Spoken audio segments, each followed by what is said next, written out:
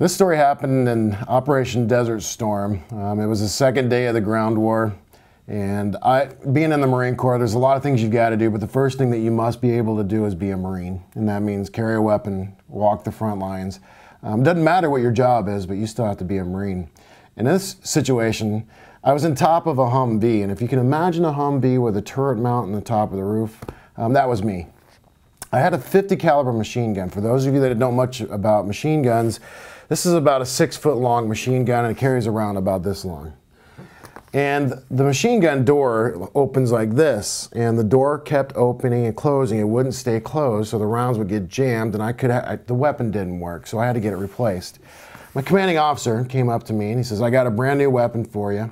And in this case, it was a Mark 19. Now this weapon, not as long, but it's a 40mm fully automatic grenade launcher. It's the greatest weapon ever created. I was kind of excited to get one.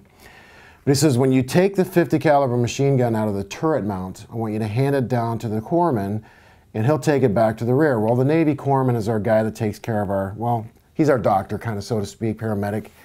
And I'm looking at him, we're really good friends, and Doc his name's Doc, he was looking up at me, he's going, "Let's go, hurry up, I ain't got all day." And I'm trying to get this weapon out of this spindle with the lock. I couldn't get the lock undone, and eventually what I ended up having to do was I had to jam my arm underneath the weapon, try to jostle the lock with my left hand, and when I got the lock undone, in order for me to keep the lock open, I had to throw the weapon up with my right arm, and that's a pretty heavy weapon, but I got the weapon on the forearm, threw it up into the air, and before I would land back down, I had to reach around and grab it. So I grabbed the weapon, and in all one sweeping motion, I came across the top of the Humvee to hand the weapon to Doc, and Doc wasn't like this anymore. His hands and arms were down, and he was looking to the left, and it was already too late. So the flash suppressor on the end of the weapon, I hit his cheekbone, his orbit bone, and his nose. I broke all 3 bones with the weapon. I dropped the weapon in the sand. Now, our policy and procedure in the Marine Corps was when you get out of the Humvee, you're supposed to slide underneath the turret and get out the door. But in this case, I kind of panicked, pushed myself up out of the turret. I spun around on top of the Humvee, saw Doc down on the ground. He was bleeding from his eyelid.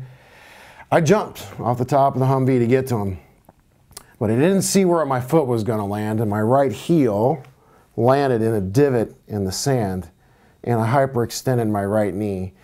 Sprained a couple of major ligaments in my knee. I'm laying on the ground now next to Doc. He's looking at me, I'm looking at him. We're both crying and whining. Company commander comes walking up, thought we both got shot down by snipers. Obviously wasn't the case. Non-combat related, 0 risk. Can you see how much worse this story could have been? I jumping off the top, instead of just spraining major ligaments, I could have ruptured some ligaments. I could have broke my leg. I could have landed on my head, got a concussion, or even worse, passed out. Could have landed on Doc, could have hurt him as well.